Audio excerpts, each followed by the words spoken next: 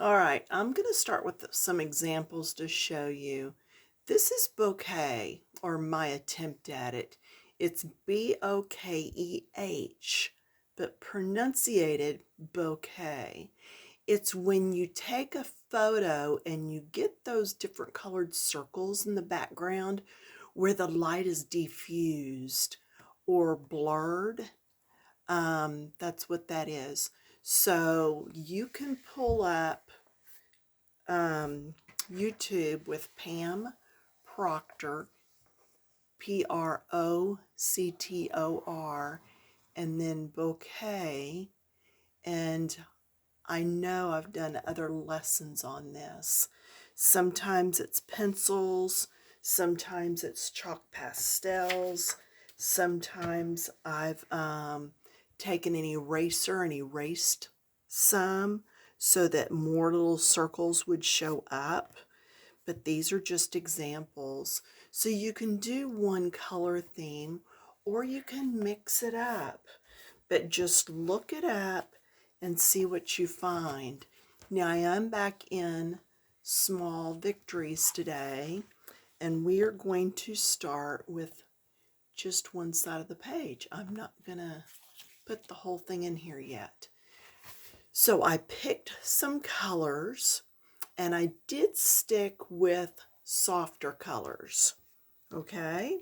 I wanted to keep it very soft and fanciful and whimsy. And then whenever I color this, it'll really do some pop. Now, this is a Palmer clay template. I have no idea how old this is. I know you can get things with the circles cut out at the drafting or architect area in your craft stores, and it doesn't have to be an expensive craft store. They may even carry them at Walmart, I'm not sure. But I've started with some of the circles, and I'm not going to do the yellow next because it's so light and hard to see. But you just pick your circle, and see, I've done some big ones down here. So next I'm actually going to do a smaller size. You can have stuff peeking out from behind it. It really doesn't matter. It's whatever you want. I'm going to do one, I think I'm going to do one right here. Now, you want to draw that circle as light as you can. Can y'all even see that? See, ever so light. The reason being, when you start coloring that, your pencil will go into the groove from your line and you won't be able to hide it. So do you see where I'm going outside the circle very lightly? That's how you get this blurred look. Just go ever so lightly around the outside. Okay, you're just setting your perimeter. And then I'm going to do the same thing over here, but a little harder, a little more pressure. And then as I come in, I'm going to use a lot of pressure on the inside. Okay? Just be sure that whatever pencils you're using, you can blend that out. Okay? Just blend that right on out. This technique is very forgiving. Do not try to be too perfect with it. The whole idea of this is that it's kind of broken and loose and fuzzy. All right, so there's one. Now I'm going to come up to this area here. I have a lot of space in here, so I'm going to pop a big one in right there. Just pop a big one in. So again, I probably pressed too hard on that already. See, if I can see the chalk from the pencil, then I've already gone a little bit too hard. So around the outside, and then bring it in. And it's okay because with these pencils, I know I can blend that out. But I don't know what pencils you're using, so I'm not sure. So then again, around the outer edge, I go around the outer edge 1 circle's width because that allows me a chance to cover that line. And I do the circles because it keeps the outside edge uneven. And if your circle ends up looking a little cattywampus, don't worry about it a whole lot. Straighten it up best you can and keep going. I've got a couple of circles that are a little bit bigger on here because they got a little out of control. But it's okay. You're still doing the same technique. So no matter what page you're using this on, no matter what pencils you're using, it's still the same technique. If you don't have the circles, get you a bobbin, a spool of thread, a pill bottle, anything that's circle. Draw it on a piece of cardstock, cardboard, anything that's just heavier than paper.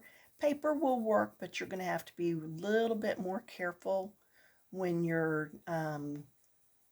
actually drawing that you don't rip your paper. But just draw different size circles. I will tell you to put your circles close to the edge. Mine are going down through the middle of this, so when I want to do like this circle way up in the spine of the book, it just gets really hard to do. And I try to do odd number circles for each color, but not necessarily the same number of circles for each color. Does that make sense? Okay, I'm going to come in with this color now. And I'm not telling you colors because this is one of those times where I truly want you to pick your own. I'm going to do a big one down here in this yellow shade. I had a feeling I was off the paper. There we go. Right there. And I drew it. And that's the inside of the circle. This is the outside. And then you would just color the rest of the page just like normal. Okay, just color your building and your ground, your plants, all that stuff, just like normal. Remember, if there's a page in the book that you would like to see what I'm doing with it, you need to let me know before I jump ahead and do it on my own. So I do read all the comments. Just pop me a comment. Let me know what you'd like to see done. I do have a few of her other books. I don't have all of them. So even if there's something else in another one of her books, I have a couple of books by Hannah Carzon. I have, gosh, I can't even think of all the people. I have a lot of books by Fabiana, this one, right there, by her. She's the fairy tale storyline books. I've got a lot of hers. Okay, that's 3 of that color. So I'm going to pop 2 more in. I'm going to do just something right here. And I'm not going to put it in front or behind anything. I'm going to let it just stand alone. See, and I came across there. That's why I went around it twice to try to straighten it back up. And yes, I did too dark around the outside, but because it's yellow, I have a background color coming yet, and I know that this one will be okay. do want to be deeper in the middle. So let's just deepen that up.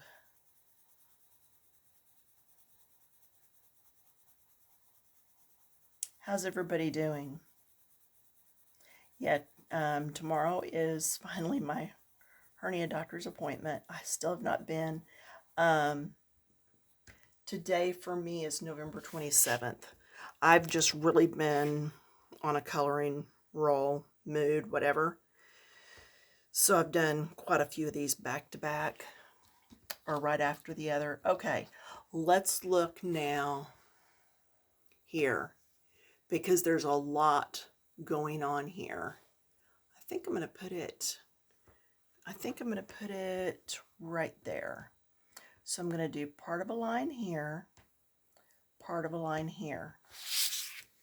Okay, so I'm going to go right there. I'm going to go outside it just a bit, outside it just a bit, and then all the rest of this will get colored in. When I'm going up next to another of the circles, I do like to stay with my circles, making the circles with my pencil, because it will give that brokenness from one right into the next, if that makes sense. Like how it looks kind of fuzzy here, I want it to look fuzzy through here and here so that there's no real line, but so that they just kind of blend and overlap. Okay, now I'm going to show you what I did on the other side.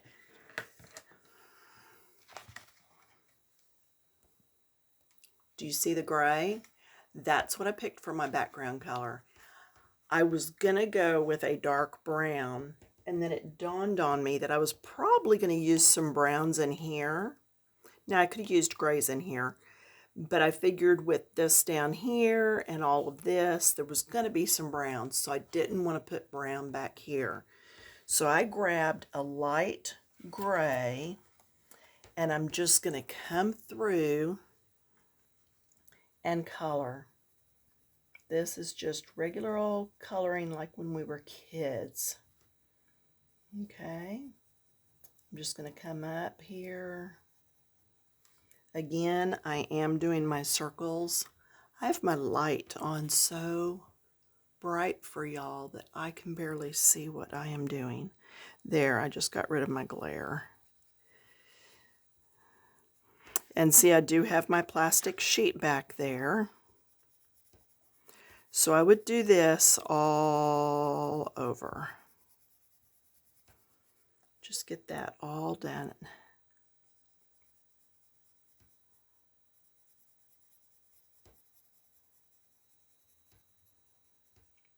See, I'm just making loose circles, just over and over. And it will probably look messy and be a hot mess before it finally gets worked out right. When you get to the edge, sometimes you have to follow the edge of the paper. But if you've got some decent pencils, you're going to be able to blend that on in there. Okay? So just keep going. We're going to keep on going around here. And then I've got another gray that I'm going to come in and layer some. And I just think it adds a little something to the page. So, can you think of a page that you could do this on? You know, just something that's, you could even use it on a page that has a portrait on it. Yeah, you could use it as part of the background. You could use it, on a magical night, if you have a book with fairies, something with dragons, anything with a castle, mermaids over the water. Just really get creative. And I am out of view. I'm so sorry. I just did around here, and now I'm working here. See, that's what happens when I blow it up for y'all. I really blow it. Okay, so this is my lightest gray. And then I'm going to come in with the next shade of gray. And can you see where I went around here and under? Let's look at this side. I went under them. I tried to do in the V area some.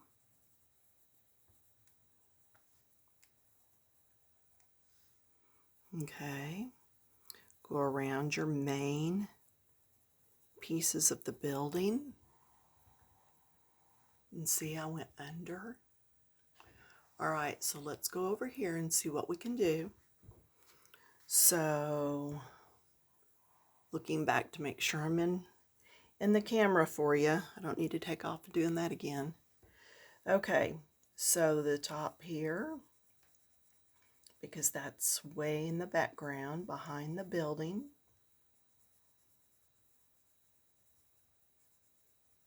Then here's one of my V's. See that? I over accentuated that so you could see it.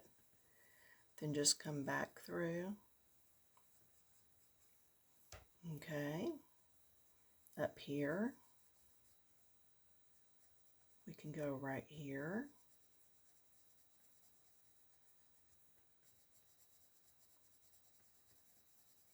I just want that darker because it's going to push the building a little bit closer to the front of the page instead of it looking like it's just lurking back there in the back. If you get some parts that are not quite blended, go back with your first color of gray or whatever your background is and just blend them out. Again, that's why you want to have pencils on something like this that you know you can blend. All right. Yes, the ones I'm using today, these are the Grizaye pencils, and I will put a link to their page down in the description. All right, then like right here, I'm going to go under some here. Then I'm going to come over here and go to coloring again.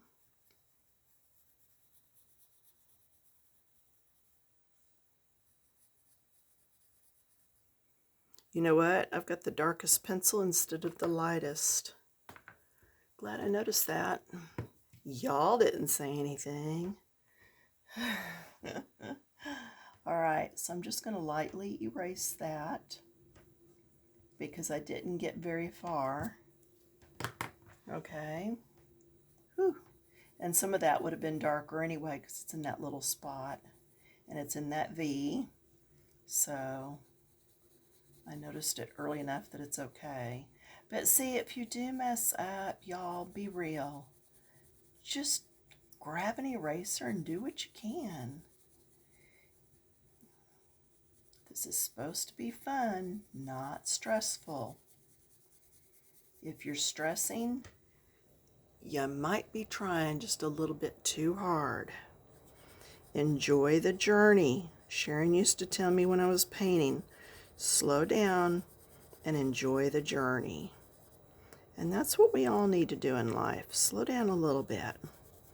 God gives us just a certain amount of time here, and it's up to us what we're going to do with it. He gives us freedom of choice. Yes, he knows what we're going to choose, but he did give us freedom of choice.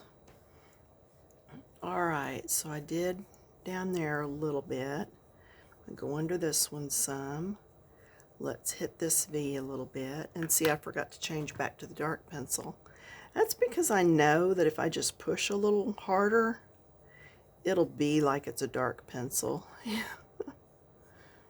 you learn after time what to do with pencils to make them bend to what you want. When I first started sewing a million years ago, because that's how old I am, no, the first time I made my husband a suit, I didn't start with just the pants or just a jacket. Nope, I did the whole thing. And you know what fabric? Pinstripe. Now, I was young and dumb. That's the most I can really say about it. Who starts with a pinstripe? Number one, the stripes did not meet because it was a tiny pinstripe. Okay, hence the word pin. It was not just a stripe, but a tiny pinstripe. Yeah, it was like a navy and light blue or white. I don't even remember. But gosh, it looked good. I was so proud of myself when I was done. And then I went over and started looking some at the pattern to see if I could make him another one. And I thought, well, I wonder what fabrics this is actually for. You know, they teach you in home ec to read that stuff. Right there on the pattern, it says, not for stripes. It's like, oh well, guess I showed them. Because I did stripes. Sorry, I am leaning over my table trying to get this in here so y'all can see what I'm doing. There we go. So, yeah, life's too short to get all stressed up under it.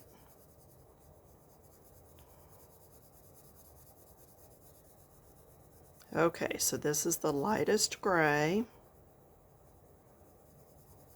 And yeah, that's real streaky looking from here. So I figure it is for y'all too. But I just want to get some of this in here so you can see where I'm putting the darker lines.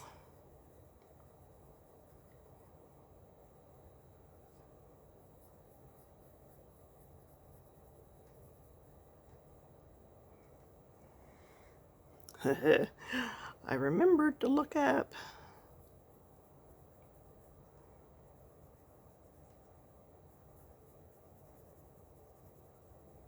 Okay, going back to my other pencil, and I'm just going to blend that out.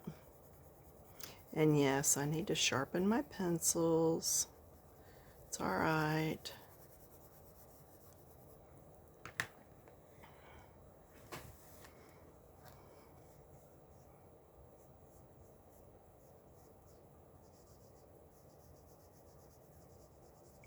Get that in there. Then I'm going to go under this.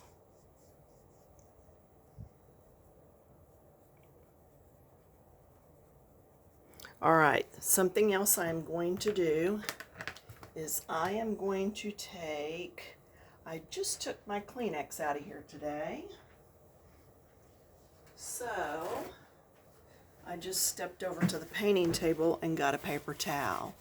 Now, I'm going to try something.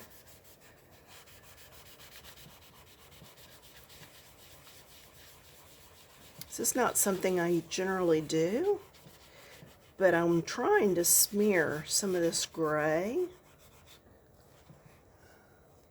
Can you see what I'm getting on the tip here? I'm trying to see if I can loosen it up even a little bit more. Just loosening up those pencils, making it not quite so perfect. Even going through the middle of the colors.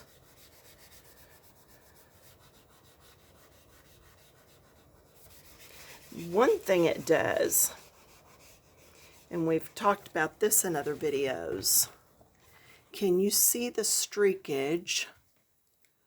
Let's see. I should have showed you the top part first. Sometimes you can see the buildup, because all all pencils have some wax in them, okay? Because pencils are made with wax. But then these just happen to have oil in them too. Well, sometimes you can actually see the streaking from the pencils. But do you see right here how smooth that looks? That's because I've gone over it with the paper towel. Let me look in another book real quick.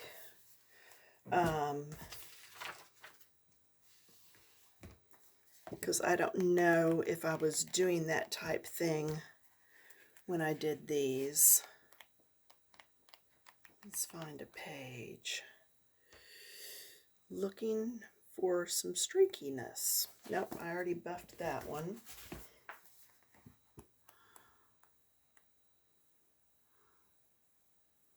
That one's been buffed. Anyway, it's where you get that buildup, and it's just, you can see the waxy, come on y'all, help me out. What am I thinking of? Where it looks all clumpy and streaked, but you know you've got all the pencil down on there. Oops, there goes my alarm. So I'm not seeing it here. I guess that means I've been, okay, there's a little bit on this purple. Can you see the little streaky bits of lines there? Can you see that? Okay, right on his face. There's just some streaks going on. So what I do is take the paper towel, buff that area, buff all that purple. Now here I don't want to go into all the other colors, but now look at it. See how it's so smooth now? So if you have some pages that have some of that looks streaky to you, go through and buff it with a paper towel or a tissue, and you can get rid of those lines. See, there's some streaks in that green area. So if you hung out with me the whole video, hey, if you didn't know this before, you learned something new. But yeah, just stay in those areas. Don't drag it into your other colored areas. But now look how smooth that, there you go. See how smooth that is? So it just takes a little bit of buffing. All right, so let me know what you think. That's what we ended up with. And it's still not finished. I need to go down in here, and then I need to do all the rest of the building. But anyway, that's it for now. Let me know if you have questions. I should be back in a few days. I do not foresee any reason why I would not be. So, yeah, thanks for hanging out. And I'll see you all later. Bye.